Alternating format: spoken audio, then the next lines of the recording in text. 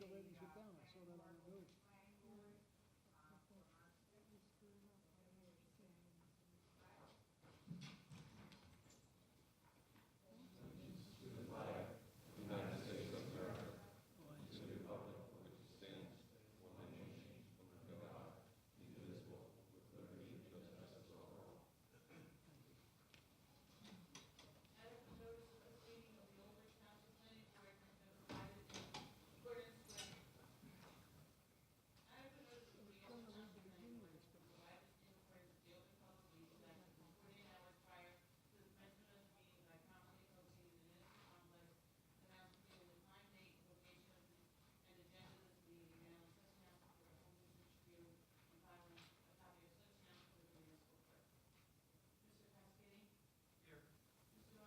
Here.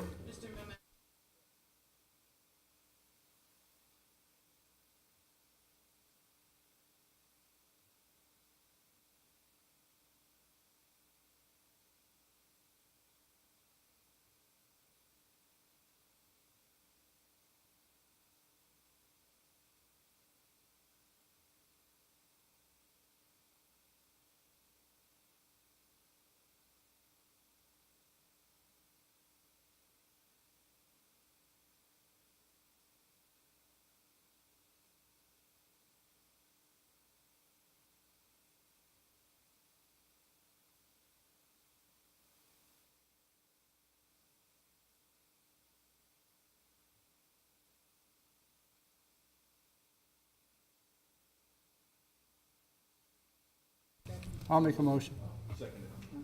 Moved by Mr. Lauer, second. Mr. Lauer? Yes. Mr. Marcus? Yeah.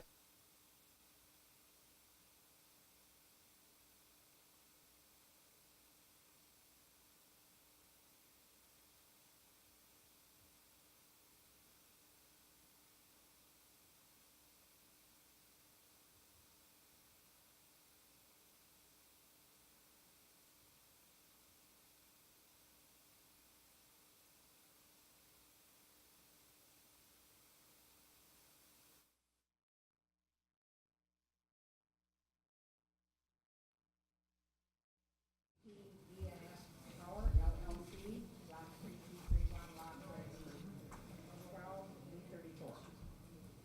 Hi, good evening, Chairwoman and board members, board professionals. My name is Jeffrey Chang from the law firm Halbram Pape, and I'm here on behalf of VNS Power LLC this evening for a community impact statement waiver. Sure, I'll grab a seat. We received a letter a memo from Nicole Shapiro, your township engineer, on February 28, 2018, and we agree with that. I defer to Ms. Shapiro if she has any further comments.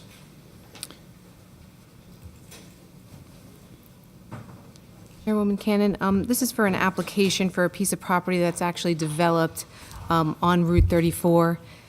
It's actually a automobile shipping use currently, and it would continue the use. They're looking to add bays to the building.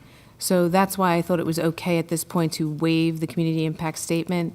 I did put a caveat, should we need any additional information during testimony stage, that we would request it at that point. But at this point, I see that the waiver is okay for the community impact statement.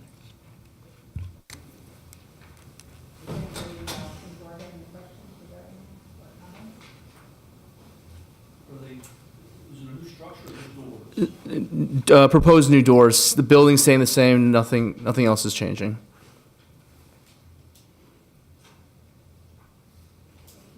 Okay, so, we have a motion to, waive the waiver. I'll move it. Second. Moved by Mr. Schmidt, Second. second. Mr. Pasquini? Yes. Mr. Lauer? Yes. Mr. Mamakis? Yes. Mr. Marucci? Yes. Mr. Pink? Yes. Mr. Mollis? Yes. Chairman Cannon? Yes. Thank you. Have a good night.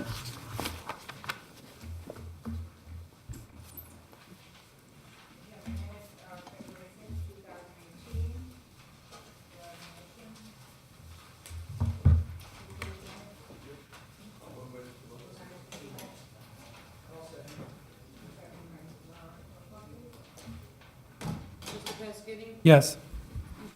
Yes. Mr. Schmitz? Yes. Mr. Lennon? Yes.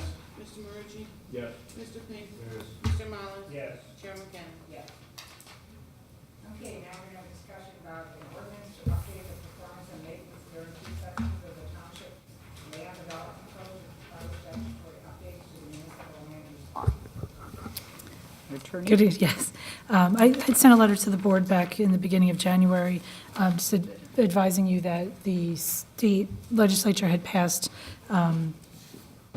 this update to the municipal land use law that impacts the way the applications are handled after they've been approved. So this involves the performance guarantees and the inspection fees and the things that really Nicole and the board engineer deals with and the applicant deals with after this board has made a decision on the application. But it's important that we get them updated because just as what you do here is governed by the municipal land use law, those parts of it are governed by the municipal land use law. And to the extent that there's new things in the law now that we don't have in our ordinance, we need to get them in there. There's also a couple of changes to the categories of things that can be included in the performance guarantees, so we need to make our ordinance match what the statute is allowing us to take fees on. I've drafted these for several municipalities at this point. Everybody's going through the same thing.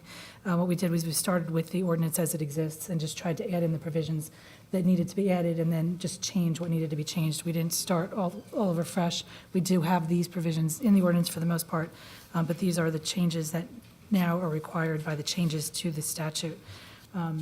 Really, the reason we want to get this done quickly is because the portions that take away what we can have performance fees on were effective immediately upon the statute being signed.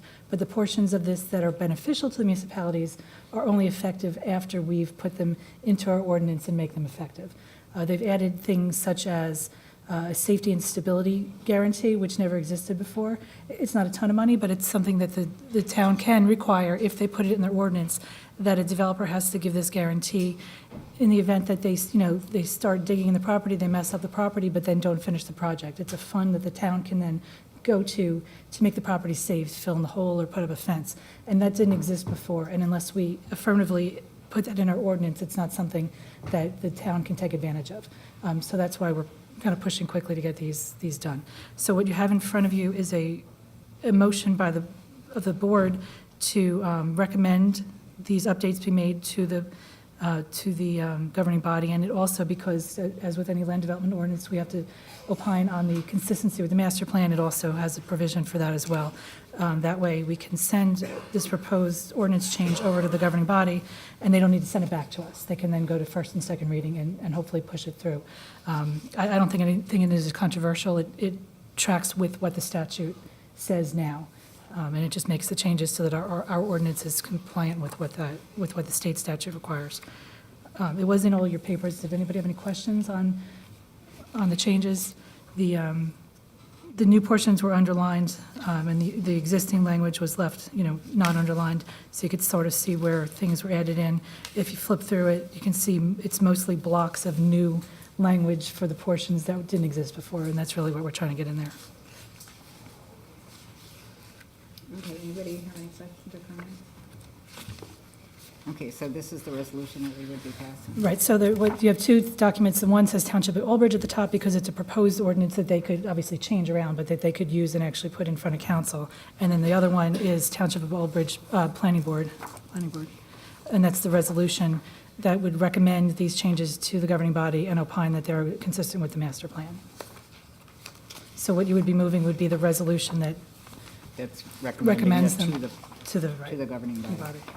Okay, can I have a motion then to pass this resolution? I'll move it. Moved by Mr. Schmidt, second? I'll second. Second by Mr. Mollis. Thank you. Mr. Pescini? Yes. Mr. Lauer? Yes. Mr. Mamakis? Yes. Mr. Schmidt? Yes. Mr. Lennon? Yes. Mr. Marucci? Yes. Mr. Pink? Mr. Mullins? Yes. Chairman Kent? Thank you. Okay. Onward. Okay, then we have a, let's see. the resolution 19-17P to Avalon Bay Communities, escrow deficient $7,500. So we need to do that in order to get them to pay. Right, so Dawn can, so this is a procedural thing. Dawn is telling us that that application is deficient in their escrow, and we're requesting that they pay that. And we have a resolution Okay. in the packet. We do have a provision for this in our ordinance. All right, do you have a motion on that? Okay. Suki? Second. Second by Mr. Schmidt. Roll call, please. Mr. Pasquini? Abstain. Yes. Mr. Schmidt? Yes. Mr. Morici? Yes. Mr. Pink? Yes. Mr. Mullins? Yes. Chairman Cannon? Yes. Okay, minor subdivisions, application 39-17P, the Oaks Development Corp., block 9,000, lot 42-.12. Good evening, members of the board. My name is Bob McGowan. I'm representing the Bernetti organization on the minor subdivision plan. Purpose for the application is that it is related to the Oaks at Glenwood. As part of the approval that was granted by this board years ago, one of the conditions is that the Bernetti organization and its affiliates donate a site that could be used for a future school building. And so the purpose for this subdivision, principal purpose, is to create that site. The site was to be at least 20 acres of uplands. The presentation we're making to you tonight is, in fact, providing for that. The entire site is 25 acres, pretty close. There is wetlands on it, so that we have gotten a letter of interpretation to determine where the wetlands boundary is. Based on that, in fact, we revised the original submission we made because we realized that there was a little bit more wetlands than we had anticipated on our own study. We therefore changed the dimensions of the lot, so we are in compliant that we are giving a 20-acre parcel, which is to be dedicated for use by the school. With me, excuse me? Yes, we do. In fact, that was one of the conditions, and we'll address that. That was part of the review letter. With me tonight is my expert witness and engineer is Dylan Ryan. I don't believe he's testified before this board before, so he will have to, present his credentials and be qualified and sworn in.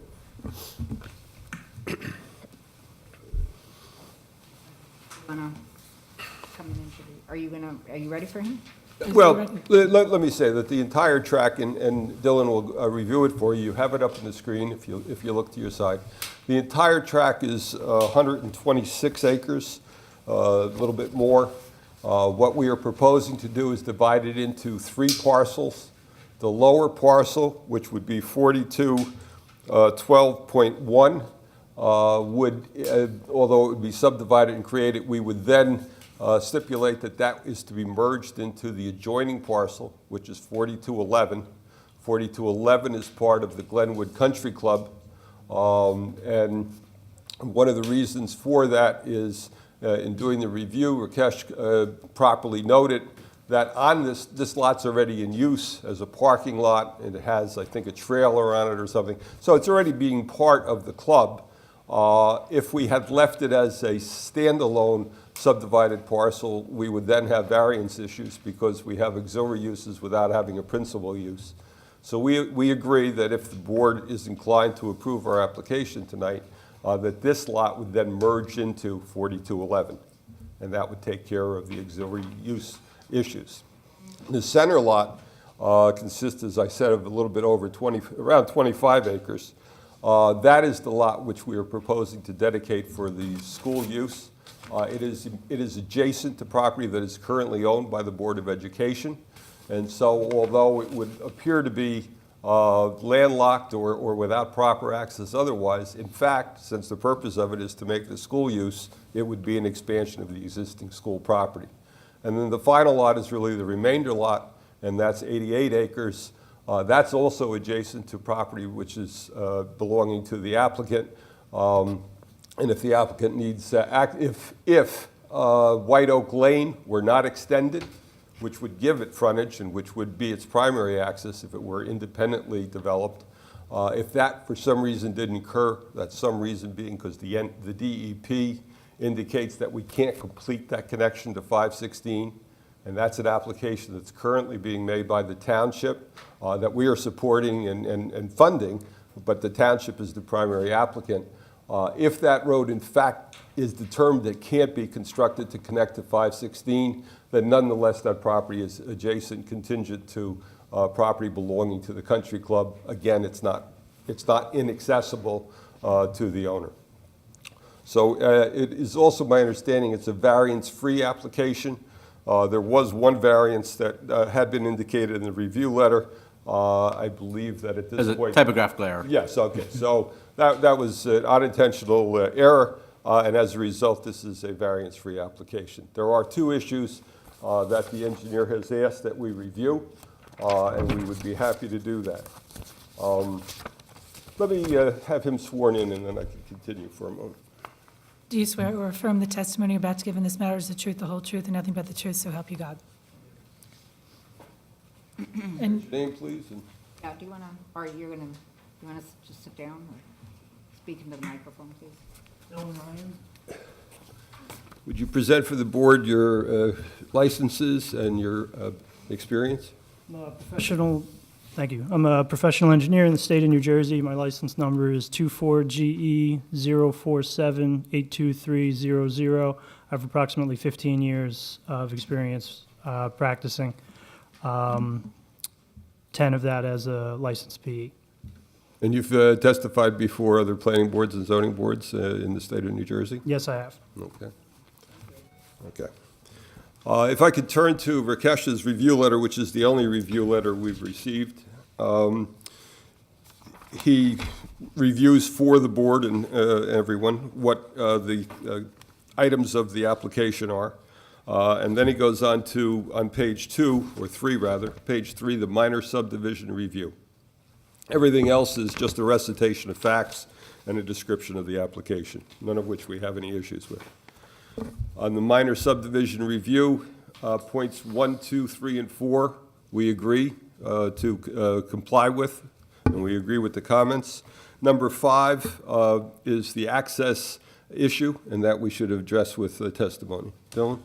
Okay, so as Bob indicated earlier, there are 3 lots shown on the subdivision plan now. The southernmost lot, which is 42.12-1, that will be dedicated to that will become part of the adjacent lot owned by the golf course. So that will no longer be part of this subdivision. The middle lot is the one that will be dedicated to the town. Access to that lot is doable through the adjacent lot 4.11, which is currently owned by the Board of Education. So that would be the point of access. In addition to that, however, if South Oak Lane is completed, that would be all along the top of that property. Yeah, this that is all correct? responding to if White Oak Lane was not constructed, which it is still proposed to be. And then the northernmost lot, that is it's contiguous to the adjacent golf course lot, has the same owner, so it's accessible through the golf course lot. Unless there are any questions on access, we could move on. The next, Does anybody have any questions? Yeah, Mr. Lara. Mr. McGowan, the strip that is going to be extension of White Oak Lane, whether it goes through or not, that's going to be dedicated to the township? that strip can be dedicated to the township. Sure. I mean, the answer to that is yes. I don't think it's intended to be built unless it can in fact connect. But if the township wants that to assure that there's an ability to have access from that point, that could be a condition of the approval. Yeah, because in the future, if we need it, and it's dedicated, we already have it. I don't see any objection to that, if you want to make that a condition of approval. It may in fact already be part of what was committed from the prior approval, which I wasn't directly involved in, but I don't see an objection to that. Other sections of White Oak Lane are to be dedicated to the county. I'm Oh, not the sure county. if this section was meant to be county or township, but we can determine that and provide that information. I think White Oak Lane is actually intended to be dedicated to the township. The county portions are really just the crossings. Which is the case pretty much everywhere in town. When you have crossings of a certain size, the county has responsibility for maintenance on those. But the White Oak Lane is actually is a municipal road. And I think what the applicant's proposing is basically to dedicate that right-of-way as part of the subdivision. So that's not a problem. That's fine. So I think what you're asking for, Mr. Lauer, is going to happen. Okay, thank you. Thank you. Okay. If there are no other questions on that, the next 4 points are 6, 7, 8, and 9, and again, we concur and will comply. Then the next issue is 10, which addresses an issue of concern having to do with the floodplain. We have an exhibit for that. Can I have A1? Oh, sorry.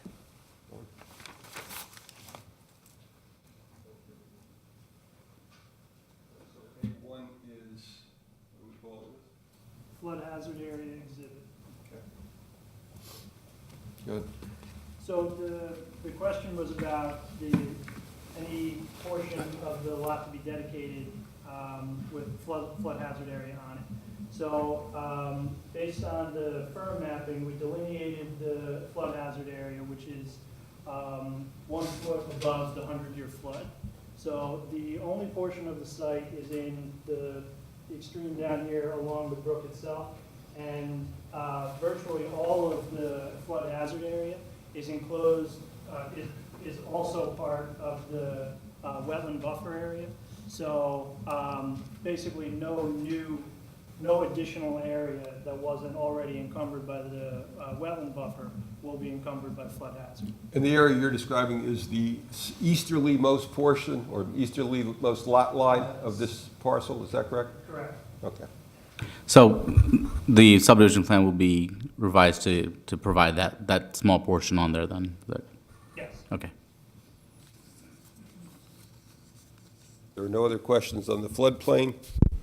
The last item we also concur with and will comply. And I believe that's the extent of the comments, and unless the board has any other questions, I think that gives you an understanding of what we're proposing.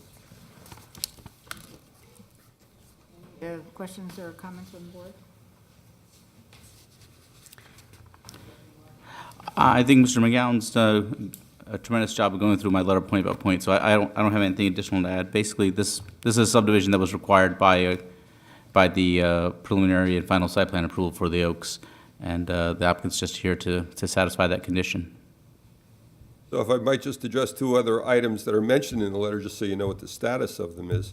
One is, Rakesh properly points out that the approval that we had, which requires the subdivision, required that the applicant pursue a letter of interpretation from the NJDEP within 45 days of the approval of the minor subdivision. In fact, we've already accomplished that, so we would know that the acreage that we are dedicating for school use, in fact, complies. So that's done.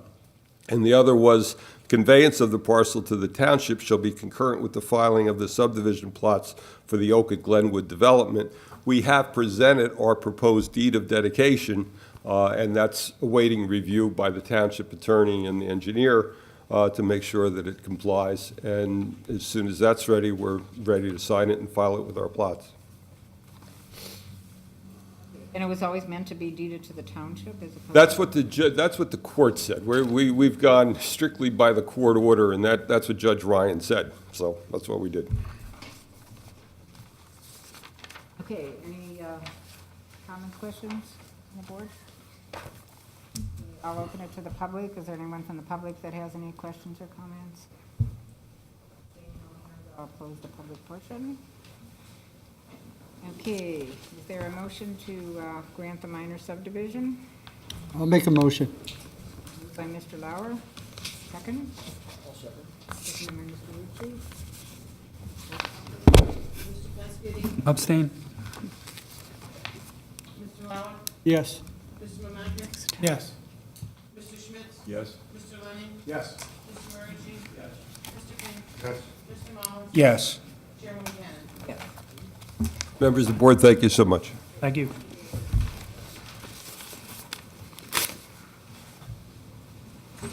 Next application is 01-18P or 16-14P, the Reserve Woodhaven Phase 7.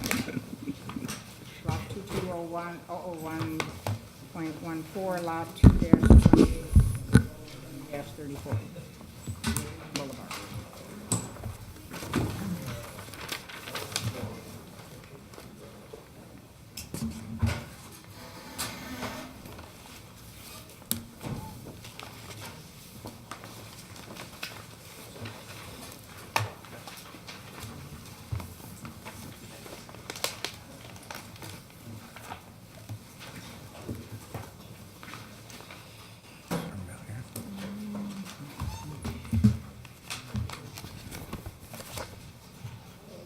Hello, good evening, members of the board, Madam Chair. Ron Shimanowitz here on behalf of the applicant, Woodhaven Village, Inc. We're before you tonight with regard to property, which is a section of Woodhaven known as Phase 7. Phase 7 is a 32-lot, single-family subdivision. It was previously granted both preliminary and final major subdivision approval by this board. We're back before you tonight requesting variances. The variances involve the side yard setback requirement and the lot coverage requirement for these lots. We will present tonight both Mr. Bill Ife, who's the project manager with Woodhaven, in terms of some background and why we are requesting this relief. We also have with us Mr. Rob Larson, who's our professional planner, who will provide the planning justification for the requested variances. We did apply for a notice for a waiver of submission of subdivision plans, and by way of the review letters, it might be necessary that we actually apply for amended subdivision. So to the extent that that is required, we request that the application be so modified that relief would be included in what we are requesting.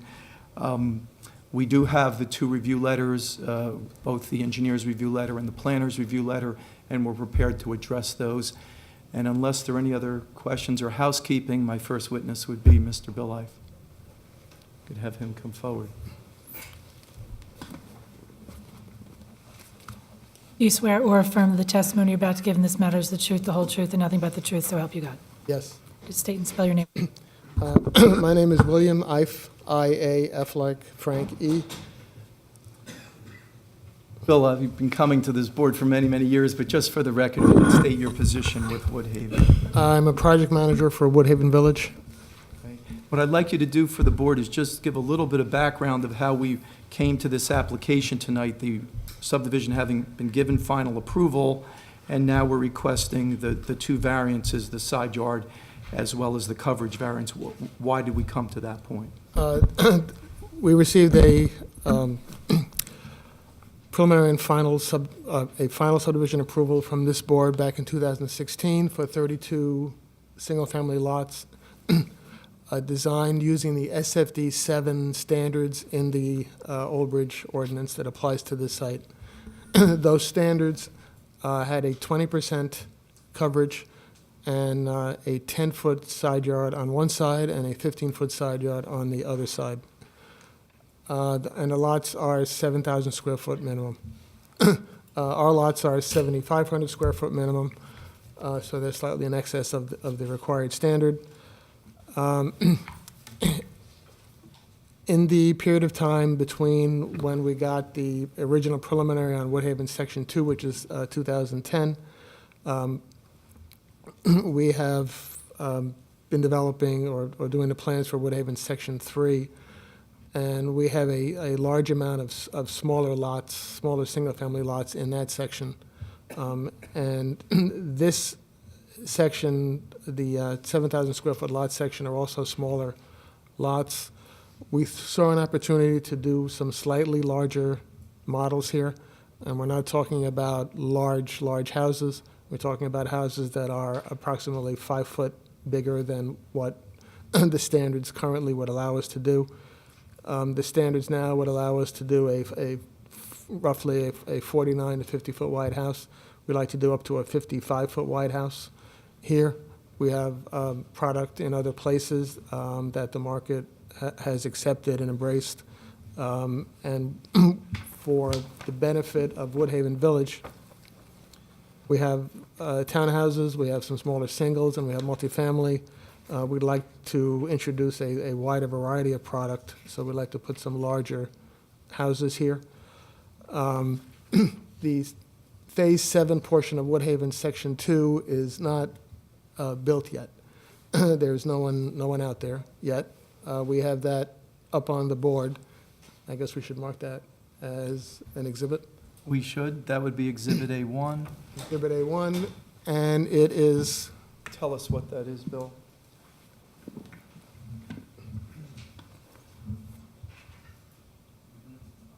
it's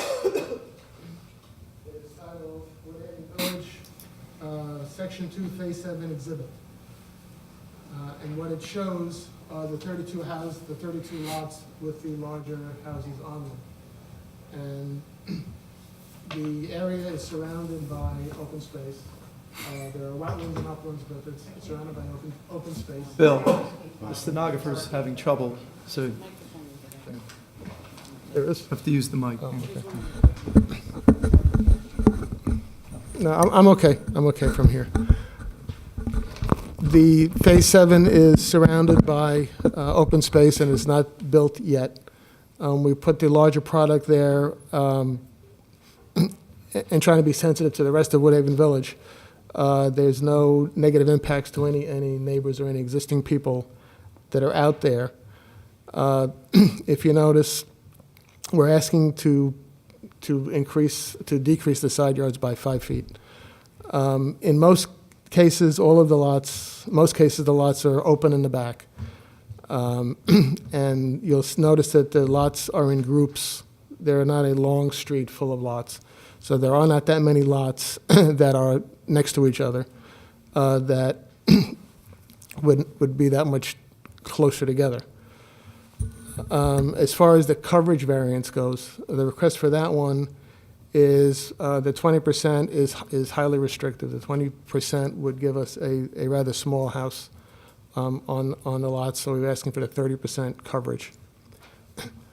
Why we made the lots smaller instead of making the lots bigger, which would have obviated the need for either one of these variances, is because we wanted to keep the private property off any of the environmentally sensitive lands.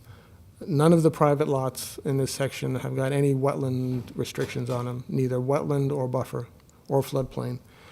We did that for two reasons. One, to protect the environment by keeping people off, by keeping the environmentally sensitive lands off their property so that people don't inadvertently disturb them. And two, to protect the owners of the property so that they are not inadvertently getting themselves into any kind of difficulty by violating the rules that they really have no idea they need to abide by. So we kept the environmentally sensitive property off the lots. So that's why the lots are smaller. Some of them, we could make the lots bigger and then introduce wetland restrictions on them. We'd much rather not do that. There are some other issues raised by the planner's review letter about sensitive and critical areas, a difference between the approved plan and the plan with the variances granted. There would be no differences in sensitive and critical areas. There's no additional impact to anything in that category. We're not asking for any changes to the backyards. Usable backyard space stays the same. And in fact, most of these lots have got a vast amount of open space in their backyard. They cannot build anything back there, but it's there for them to enjoy every morning when they look out their window. Stormwater management is not an issue. Our engineer has checked the stormwater, and there's no additional paving, et cetera. There's a little increase in roof area, but that did not impact the stormwater system at all. We have calculations to document that. You will have a slight closeness to adjoining lots in some cases. In a lot of cases, the adjoining lot is an open space lot, but you can look at the plan and see that. In the few cases where lots are adjoining each other, we may have 20 feet between the houses instead of 25 feet between houses. But there's two things about that. One is that there are zones in a town where 20 feet between the houses is perfectly fine, so there's nothing inherently too close about 20 feet. And in this zone, you could have put two 20-foot side yards together and two 15-foot side yards together, so you could have alternated 20-foot and 30-foot side yards. So we will have 20 feet between the houses, where in most cases we might have had 25 feet between the houses. And that is pretty much it. Thank you. Nothing further, Mr. I.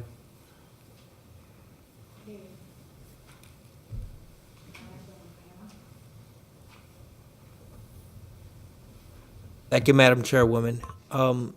Bill, so you're telling us that the reason that you need to reduce the side yard setbacks is because you need to accommodate the market for a wider house product? Yes, that's our intention. And since the zoning was prepared 20-some years ago, so things have changed since then? Things have changed since then. The market likes a larger variety of housing product. We have a lot of the smaller product. Woodhaven is constrained by wetlands. We have a thought that we'd like to put some larger product here, and the market desires the larger product. Now, my report indicates that roughly 69% or 22 of the lots have a dwelling touching the 10-foot setback.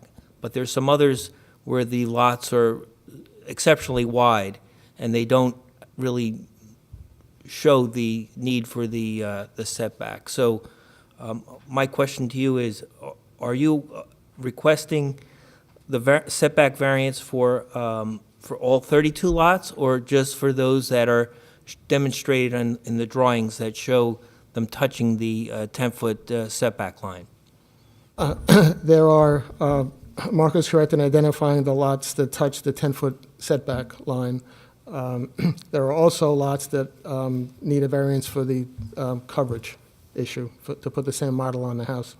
There are 8 lots altogether on the plan that do not need either one of those two variances.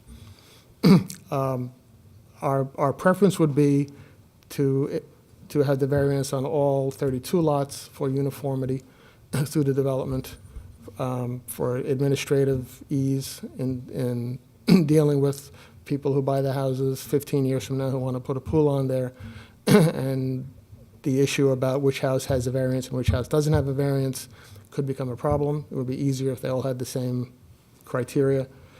You ran into that problem in Section 1, We is have that correct? run into that in Section 1. Woodhaven Section 1, we have many houses that have different zoning criteria applied to them.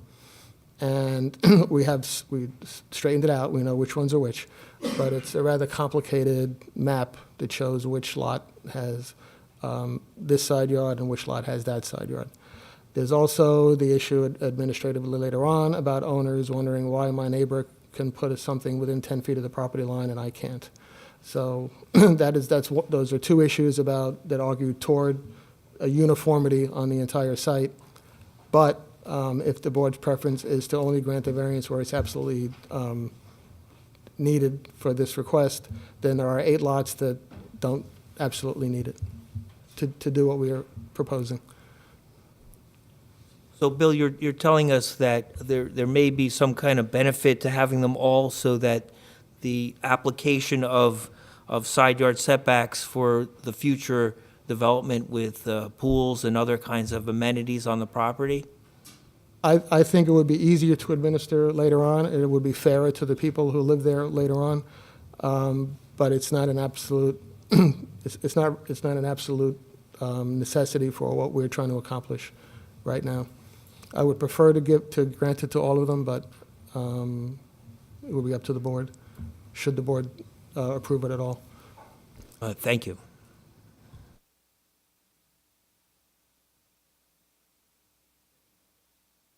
Our report's dated February 26, 2018, and from an engineering perspective, the relief that the applicant's requesting, we only have really two issues that needed to be addressed, and Mr. Reif did address one of them, the impact on stormwater management from the increase in impervious coverage. The applicant did provide a narrative statement stating that there's no adverse impact. We've requested that be calculated and then actual, and Mr. Reif said it has been calculated and analyzed. We're requesting that the analysis be provided to our office for review. So I believe as a condition of approval, should the board act favorably, Absolutely. that's something you agree to, right? And then the other question really speaks to what we were just talking about from an administrative standpoint. Being involved in this for a while, as far as issuance of building permits and reviewing grading plans and reviewing variances when they come into the boards, it does become a bit cumbersome when you have certain lots that have requirements on them and certain lots that don't. So we did ask for some testimony on how this was going to be effectuated and how it would be tracked, and also just how it would be memorialized. As far as, there are filed plats for this development. How do you plan on actually, indicating that, which lots have it and which lots don't? And I would prefer to allow us to build sooner.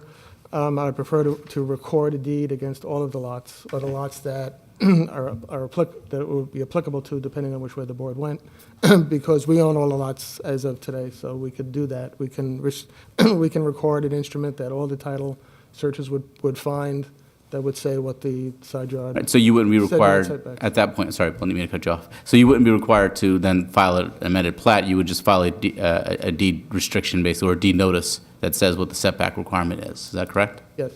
Okay. I think from an administrative standpoint, it makes sense to have it as a blanket across all 32 lots, just from a review standpoint and from just tracking long-term standpoint.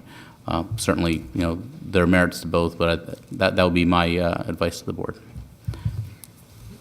Madam Chairwoman, that administrative benefit could be also viewed as a benefit of applying it to all 32 lots.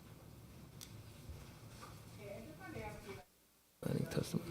Talk about the grading between the dwellings and lot 5 and 6 and 6 and 7. Oh. Do you agree to- Yes, he's right. Mr. Remser is absolutely right. We will improve the grading between those two pair of lots. Yes. Thank you, Madam Chairwoman. I was saving that for the engineer, but yes.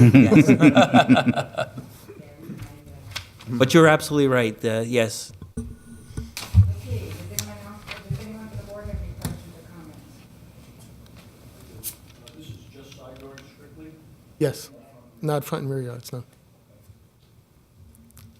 So, The requirement now is 15 primary and 10 secondary, so we're asking for 10 primary and 10 secondary. so it'll be 15 on one side and 10 on the other. It's 15 on one side and 10 on the other now. That's the requirement. We're asking for 10 and 10. Mr. Wallace? Mr. Reif, I have a couple of questions. The houses, you said you're going to make them 5 foot bigger on one side? We have, not 5 foot bigger on one side, 5 foot wider Total? total. Okay, and are you making them larger in the back too? They're slightly larger in the back. They fit within the existing zoning envelopes between front and side yard. Well, my concern is on the smaller lots, the impact it's going to have on the people that buy these units. Will they have to go for a variance every time they want to do something in their backyard, a deck, a pool? Is that going to impact the smaller lots? It should not impact the smaller lots. The smaller lots are narrower lots. They're not necessarily any shallower. The smaller lots are narrower. The lots are fairly uniform in depth where we have them in a tier. So the narrower, now, by making the lots wider, the building itself doesn't have to be as deep to get a marketable, let me answer this the correct way. Leaving it the way it is now. A 50-foot wide house, to get a marketable square footage, has to be deeper. So it's a marketable square house. If it's wider, that doesn't have to be quite as deep anymore. My question would be then, how much deeper would the house have to be? Most of the houses would be shallower now because they'll be wider. Okay, so you're not extending it to the back. Every one of them will be a little bit different. The A model and the B model and the C model will be a little bit different. There are some lots that have got very large rear yards, and there are some lots that have got a 25-foot wide rear yard. And, let's see, 25, 50, 40. I think in a pool, you're allowed to go 10 foot to the rear yard, to the rear lot line. I believe is that what the current zoning is? You're allowed to build a pool in the rear yard setback. So I don't think it's going to affect, I do not think it's going to affect the ability for those folks to get a pool. Okay, my other question is, you have signed plans currently for this particular section, right? Yes, yes. Will you be submitting new plans to be signed? If the board were to grant the variance, I would record a deed for all 32, or how many lots the board gave a variance for, that would apply to all of the lots that had the variances. So there'd be a document filed in addition to the file map. I would not proposing to refile the file map. You're not going to refile a revised map, or you are? No, I would propose not to, but to accomplish the same to accomplish notice that the side yards are different by recording a deed that says that the side yards are. Yeah, I understand the deed part of it, but my concern is if the sidelines that are now 15 foot shown on your file map are going to be now 10 foot, that means your file maps are going to be incorrect. The side yards will be superseded by the deed we file now. But the file maps, people, surveyors, title companies, they rely on the file maps to be correct. Is it, if you get approval tonight for what you're asking, would you be willing to file new maps? Is it that big of a deal? It is, I have to go back to the county, and it will take a longer period of time. We'd like to build sooner rather than later. The idea of filing a deed after we file the file map accomplishes the same thing as filing a file map. It's the same thing as when you sell a house, the old deed doesn't apply anymore because the new person owns the house. The recording of the deed against all 32 lots or whatever fraction of lots the board would approve, that gets picked up by the surveyors and the title companies. That's all of record. Well, I'm a little concerned. I don't think filing a map or a revised map is that big of a deal, but If the board insists on filing a revised plat, we can do that. I think it would keep everything clear.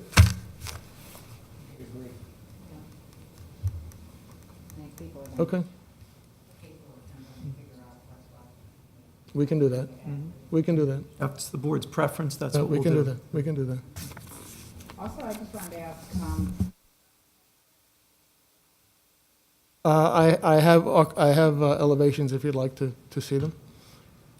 Will these stock plans prototype homes have been built? They are homes that we have built, yes. There's one of our models. Beautiful. Yes, that's another reason why I'd like the variance to apply to all of them, so that I wouldn't be restricted from one lot to the next. I'd like to be able to put any of the models on any of the lots. Similar footprints, different elevations, Yes. similar homes, just different. Well, that's just one, that's just, the ones you've just seen on the screen, which are not going to show up in the transcript. But those are two versions of one model. That's the Stanton, that's the Stanton.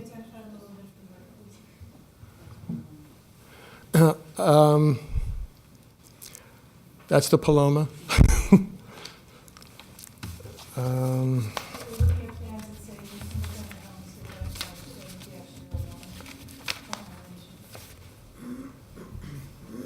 Right, you'll need the cover sheet to see the model name for that one.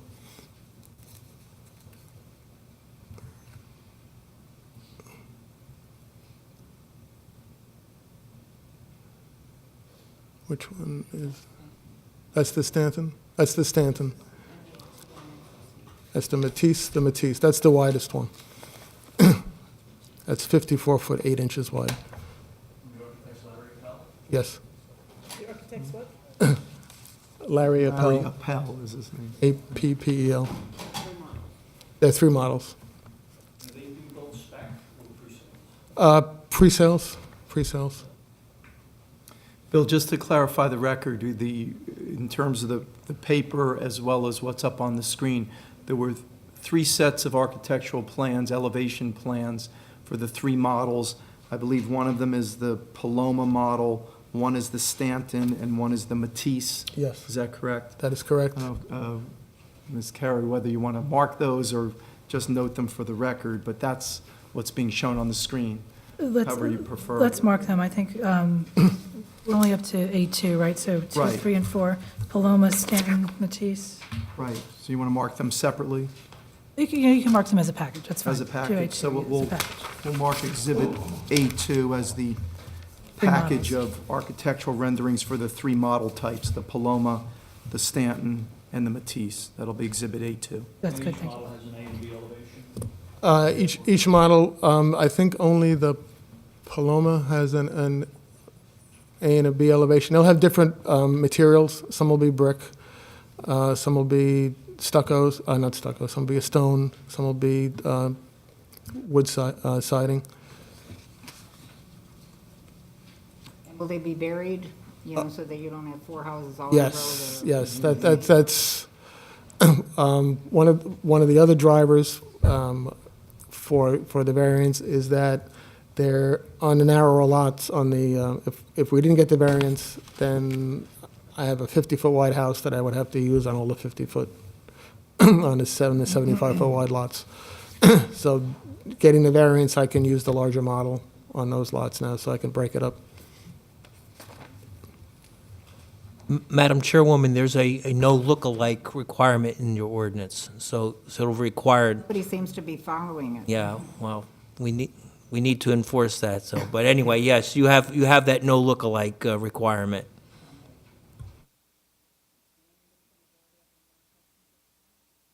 Madam Chairman? Barbara? Madam Chair, you have a member of the board. Oh, I'm sorry, Mr. Peschitti. Thank you. I have a question. Looking at the, the 10-foot on one side and the 5-foot on the other, that to me seems really close. 5 foot, No, it's not 5 foot, it's 10 foot and 10 foot. it's 10 foot and 10 foot? 10 foot and 10 foot. Okay, so it's, 20 feet, 20 foot minimum between the houses. 20 foot minimum between the houses, and in most cases, it'll be more than that. okay, so the residents, when they buy the homes, they wouldn't have an issue putting a fence up or anything like that, right? No. Okay, thank you. Anything else, Mr.? Any other questions or comments? Okay, anyone, yes, did you have? If you wish to go to the public, we have one more quick witness, our planner, but however you want to proceed. We'll bring him up. Okay, let's have our planner come forth and be sworn.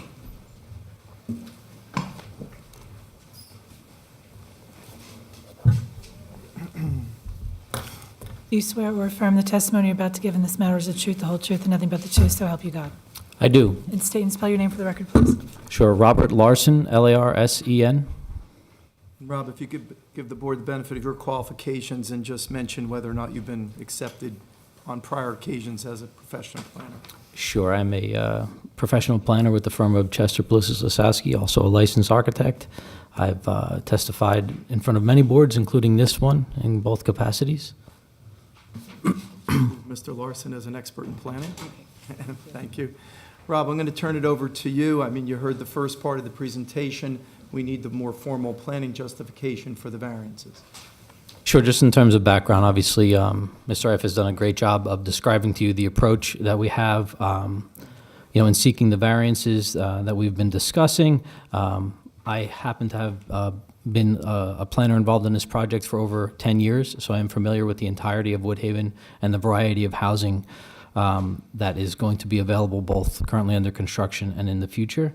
And as Mr. Ife, and I should also say that, notwithstanding the testimony I heard tonight, I've gone over this with my client in depth. I've gone over the review letters from your professionals and also discussed the project with the engineer. So I am familiar with all of the aspects that have been discussed.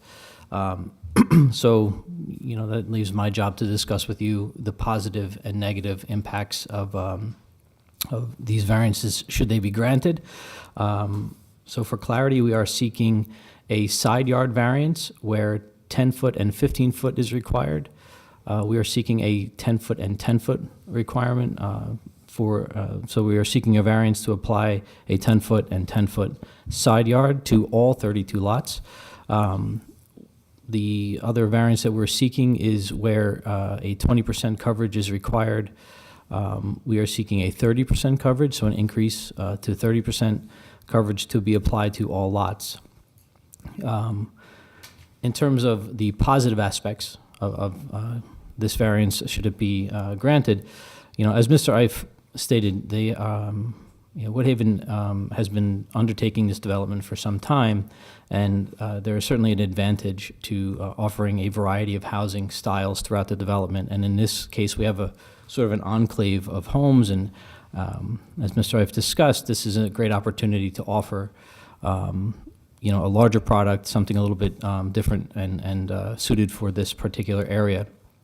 That happens to really fall in line with Purpose G of the Municipal Land Use Law, which speaks to a variety of housing for the well-being of a neighborhood, so a variety of residential use. In terms of environmental impact, right? So Mr. Ife did discuss that, these lots have been created to limit the amount of environmentally sensitive areas that might show up on a private-owned lot, which would then reduce the likelihood that a private owner would then impact those environmentally sensitive areas. So really, when we speak to the coverage, where we could maybe increase the depth of the lots, which would be to move a lot line, right, into a wetland area, it would just increase the likelihood of an impact on an environmentally sensitive area. So that, again, falls in lockstep, I feel, with Purpose E of the Municipal Land Use Law, which speaks to preserving environmentally sensitive areas with responsible development. So, I would ask the board to consider those as the positive criteria. In terms of negative criteria, I see really no detriment. We've heard that as was mentioned in Mr. Rems's letter, would we impact the usability of the backyards? No. Would we be increasing the impact on environmentally sensitive areas? No. We're really, not affecting the homes other than their spacing to each other and a little bit more coverage. But the coverage, when you look at this exhibit, is, again, an enclave amongst a very large open area, and the distance between the homes, while, as Mr. Ife pointed out, several of them, line up, for the most part, as you can see from the exhibit that was provided, they are either in a line with intermittent gaps due to the pattern of the wetlands that exist, or the curves of the road create a pie shape, which create then a natural further separation between the homes. So I see no real negative impact to the future owners, and I would also note that because the SFD 7 permits a 10-foot setback, we already could have had homes that were 20 feet apart. So this is sort of nothing new and no heavier constraint being created. And further, through your engineer's comments and through my discussions with the applicant's engineer, obviously we can grade and maintain stormwater and all the things that the engineering did before. So in terms of weighing then the positive criteria that I've offered and the negative, I feel that the positives do substantially outweigh any negative impact, and I perceive none. So, Thank you. Okay, thank you. Do you, planner, Mr. Remser, do you have any comments? Madam Chairwoman, I've listened to the testimony. I agree with that, and I would ask Mr. Larson, so you're offering a flexible C2 type variance here because of That is correct. the benefits are going to outweigh any kind of detriment to the future property owners of these individual lots? that is correct, Mr. Remser. I should have mentioned, again, we are seeking under the C2 criteria. And that you will agree to modify some of the grading between some of the lots. They're a little tight, and I think that you can modify them so that they're less steep. Yes, Is that correct? we agree to that, yes. That's all I have, Madam Chairwoman. I don't have anything for the applicant's planner. Okay, anyone from the board have any questions or comments? Yes, I do. Yes. On some of the larger lots, cul-de-sac and the radiuses, with the increased coverage of 30% and then your 10-10 setbacks, how does it prevent you from building a monster on one of these larger lots? Well, Are you it limiting is- yourself to building one of those three models? We actually discussed this, and it is not our intention to build, as Bill said, starter castles, right? I think that's a great way to put it.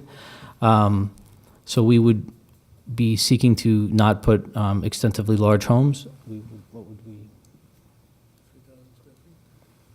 Right now, I think we have homes that are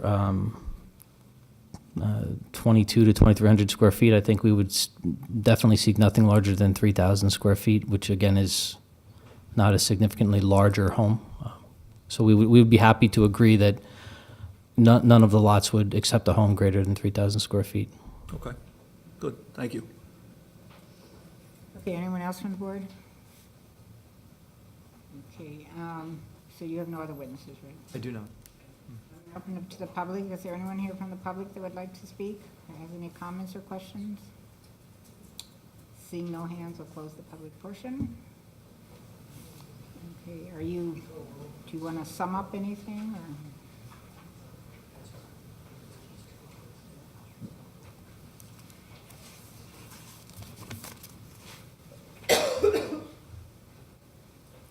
I think we're good. I think we're done. Thank you.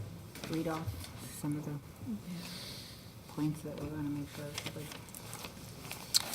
Just to review, the applicant is requesting the two variances, the one for the 10 and 10 side yard where 10 and 15 was required, and for the 30% impervious coverage where 20% was previously required. They've agreed to request copies, they've agreed to provide copies of the stormwater analysis to the satisfaction of the board engineer to show that there aren't any impacts. They will improve the grading between the lots as noted in the planner's report. They will perfect these variances by a revised map filing. And Maximum of 3,000 square foot gross floor area. Yeah. next, maximum. yeah. I'm sorry to interrupt, and my client has just pointed out that the numbers that we've been using are the square footage of the footprint. So the 2,400 square foot Matisse model I happen to have here, that's the footprint. The Matisse model that we've been discussing as the largest home, if this tiny text is reading correctly, is a total of 3,600 square feet of livable area. So when I stated 3,000 square feet, it was really speaking to the what touches the ground, and I appreciate that clarification from my client.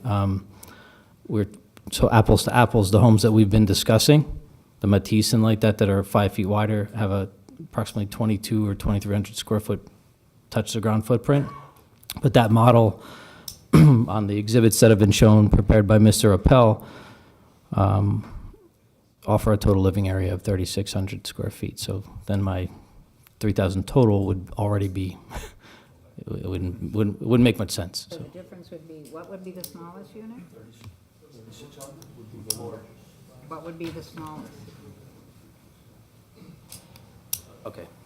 So then, if it would please the board, to make this simpler, 4,000 total square feet, right? Because we have a 3,600 square foot model. If it got a little bigger, I think my client would be willing to say then 4,000 total square feet, which is a 400 square foot increase over the models that have been offered. Forgive me if I'm confusing you. I understood The it when you total- said it, I'm not understanding when you're saying it. The total livable area on the Matisse model, which was the largest home offered on these exhibits, I read here as approximately 3,600 total living area, right? That's largest that we were asked, with this variance. What were the homes?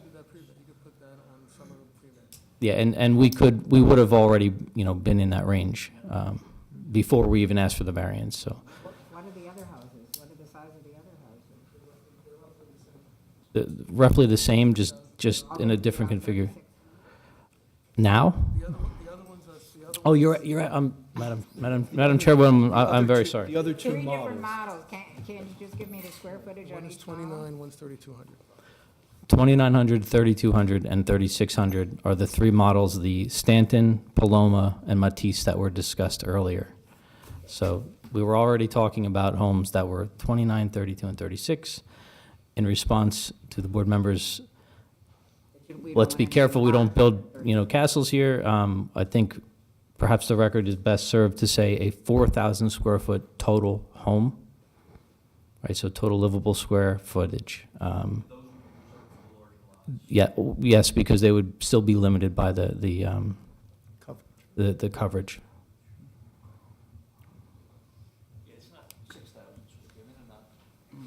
Sounds huge. So that would be the final condition that was agreed to. Okay, does anybody have any last comments from the board?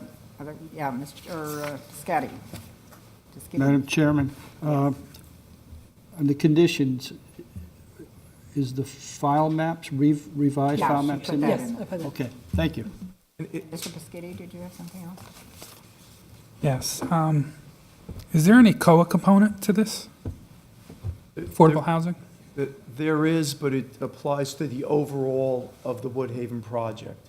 So under the general development plan approval, there is an affordable housing component.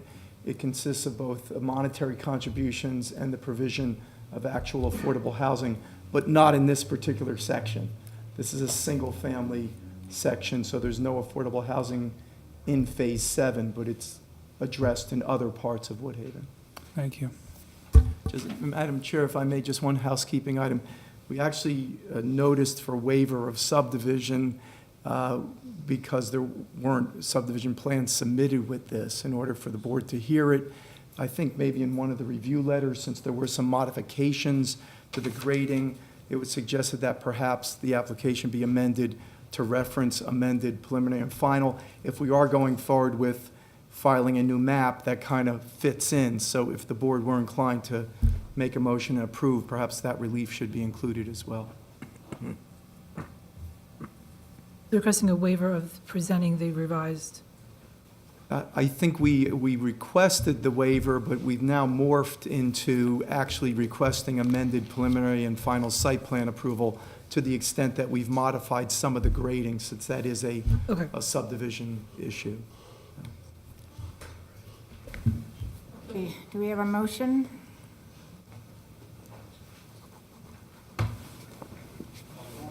Moved by Mr. Schmidt. Who seconded? Roll Mr. call, please. Pescetti? Yes. Mr. Lauer? Yes. Mr. Abstain. Mr. Schmidt? Yes. Mr. Lennon? Yes. Mr. Marucci? Yes. Mr. Pape? Yes. Mr. Mullins? Yes. Chairwoman Cannon? Thank you. Thanks. 5-minute break for the break. Okay, we'll take a 5-minute break.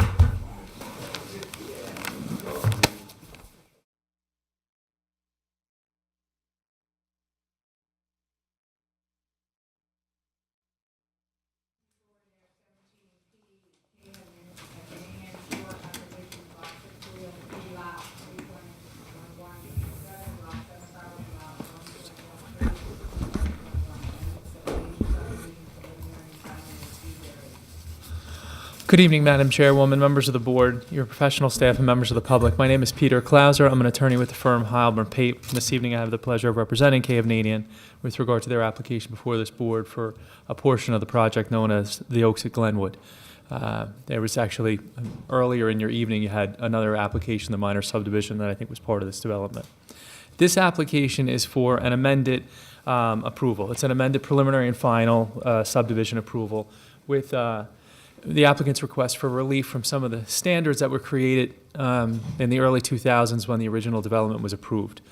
So this is an approved subdivision, and your applicant is seeking to amend some of the standards that are applicable to the development on the individual lots. You're familiar with it because you just heard an application a little bit similar to that. We're looking for some increased coverage, height allowances, and setbacks from the front yard. We have sort of a mixed zone that was created when this approval was created in the early 2000s, and we're looking to kind of unify that and modernize the standards to be relatively consistent with your residential zones now. The presentation also involves the description of a little bit of a minor subdivision where there's a couple of lot lines that are being adjusted, and we're going to lose a lot as part of this development, but that's to make lots make a little more sense. I have three witnesses this evening. I have Dave Fisher, who's a representative of K. Hovnanian. You're probably going to hear the most from Mr. Fisher. He's going to be able to describe the overall development to you, the specific relief that's requested, and some of the marketing reasons for that relief. He's very familiar with selling and building homes in New Jersey and is going to provide you with some of that information. We also have a couple of exhibits that Mr. Fisher is going to show you with regard to the height relief that we're requesting as part of this application. We also have Dylan Ryan, who you heard from earlier this evening. He's back to testify on this application, and he'll be able to take you through the technicalities of the subdivision lot line adjustments and how we've handled stormwater management improvements for the increased coverage that's being requested. And then finally, we have Mr. Roberts, who's the applicant's planner, who's here to provide you with the necessary support for the relief that's requested. We pre-marked our exhibits to be a little bit more efficient, and I've handed out to the board when we were in the break a reduced printout of those exhibits, actually with the exhibit list attached. If you'd like, Madam Chair and Ms. Carey, I can have, once we'll have Mr. Fisher sworn, I can have him identify what each of those exhibits are and how they were listed, and then our other witnesses will be able to just kind of fire through them and reference them. I thought that might be a good way to go. And we got everything on the TV, right. So we could maybe start with having Mr. Fisher sworn.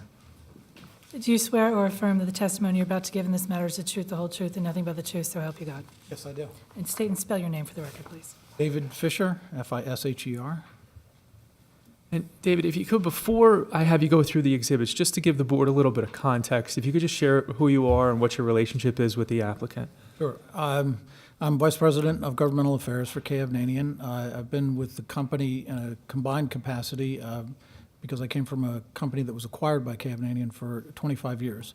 I'm a licensed planner in the state of New Jersey since 1986, and I handle the evaluation of properties that we acquire, help design those communities, and work with outside professionals and in-house consultants as well to develop the plans for those and to secure all the required approvals.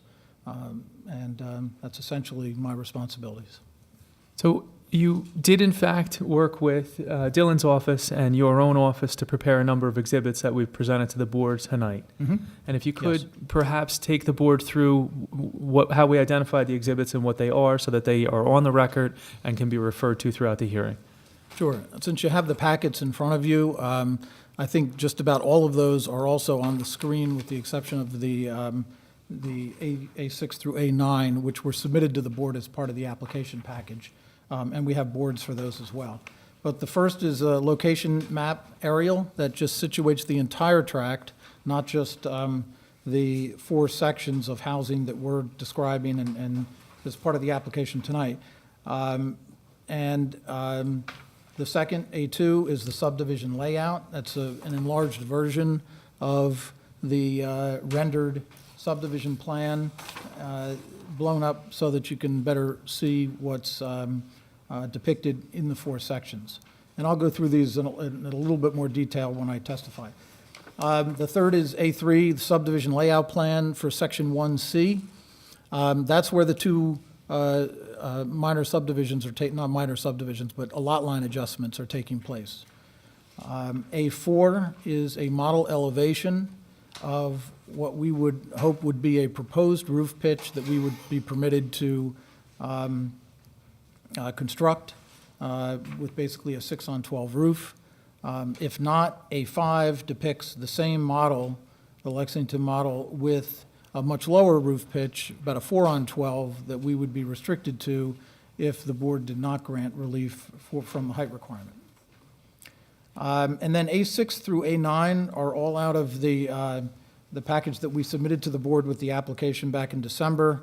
We called it an elevation study, and it takes each of our 4 models and shows a 2-dimensional black and white version of the front of the homes, kind of side by side, with, again, a 6-on-12 roof pitch, and on the right-hand side of the page, a 4-on-12 roof pitch.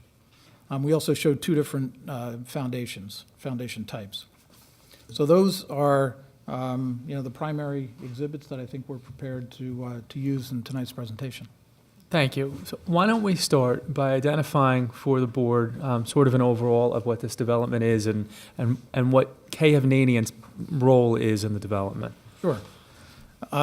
We're the contract purchaser of this property. We entered into a contract last summer with the owners to acquire the 4 single-family detached sections that are shown on both A1 and A2.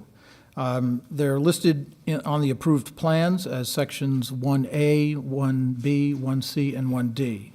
And is it okay if I go over to the board, or do I need to take a microphone with me?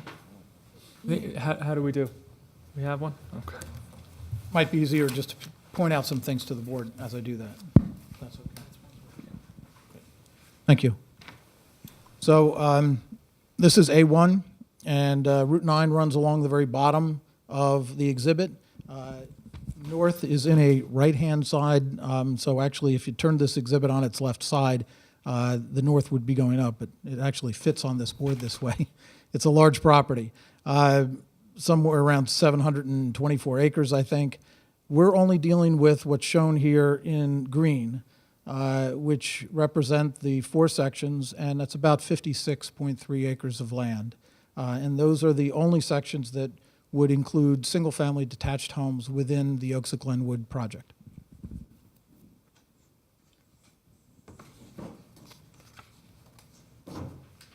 A2 is a blown-up version of that, so you can more clearly see how access from either Schulmeister Road coming up from Route 9 or Portaluca Road, when they're fully constructed, provides access to what becomes Astor Circle.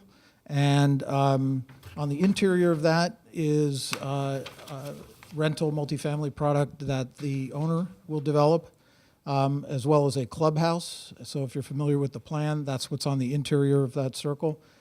The 4 sections that we would develop are counterclockwise, 1A, 1B, 1C, and 1D. And in terms of the scope of those, they include 1A, 74 homes, 1B is 68 homes, 1C is 84 homes currently, and 1D is 30 homes. The subdivision, proposed minor subdivision changes would take place in 1C in this location and in this location, as shown on the next exhibit, which is A3.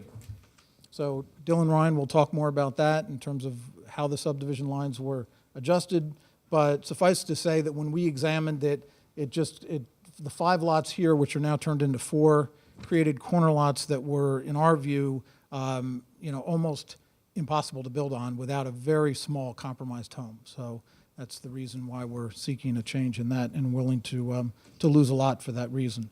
The other change, again, this triangular lot down here on Astor Circle was a very difficult lot, had an awkward rear yard and side yard.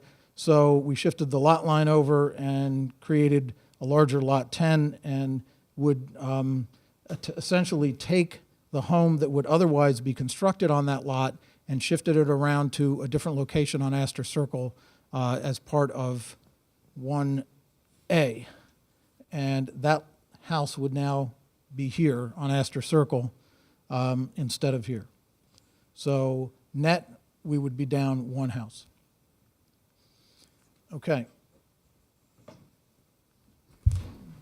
To talk a little bit about our approach to the development of this property in evaluating this land opportunity, I mean, we're very familiar with the market. We've built in all over the state, but in Monmouth and Middlesex in particular, and we're anxious and excited about this opportunity to build the single-family homes as part of the Oaks of Glenwood. But in looking at some of the old zoning criteria that came with this approval, which began actually in the 80s, it contained some requirements that we thought were a little unusual. First is the height limit.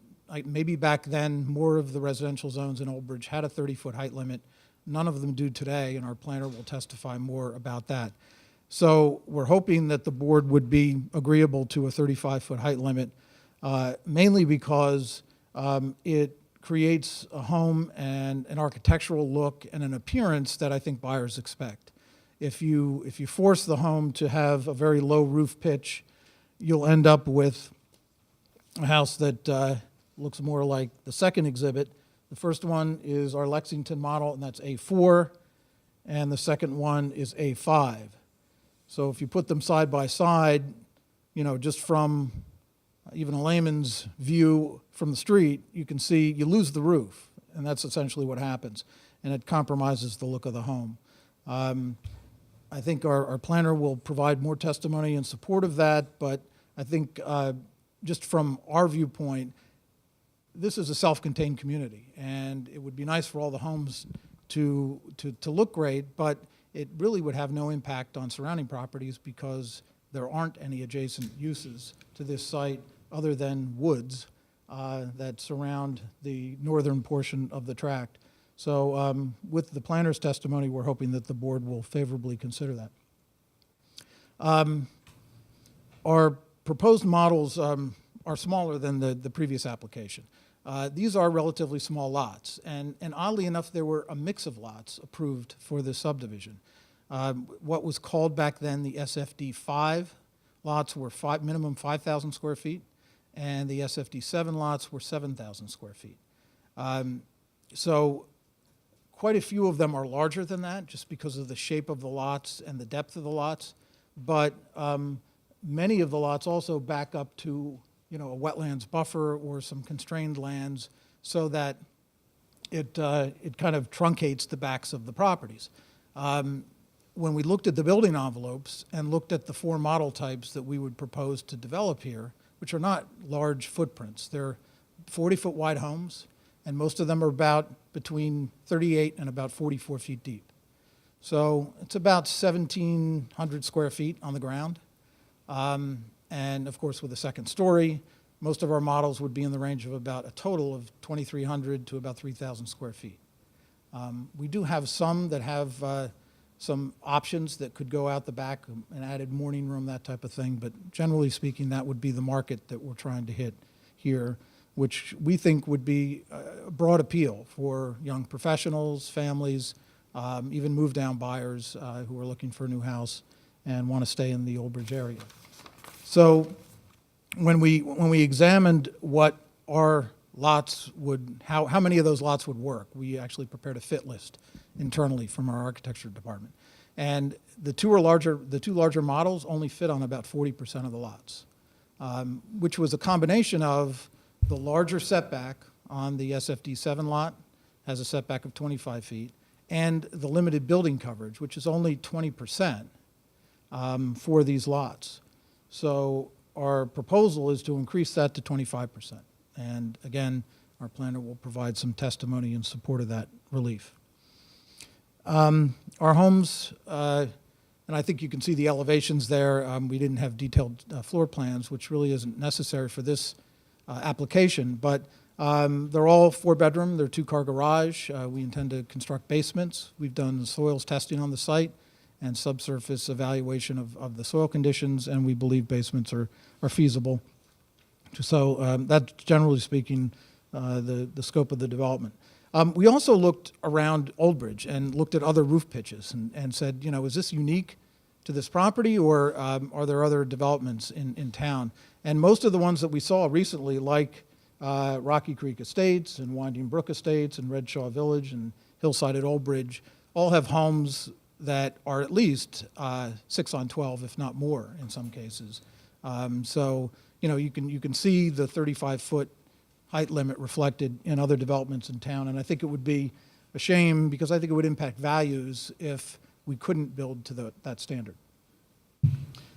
Lastly, and actually, one of the other things I would like to say is in designing these homes, you know, we try to create storage for people above the garage or in the garage, but sometimes there's square footage above the garage, but in the attic. And again, with a lower roof pitch, it limits the amount of space in an attic.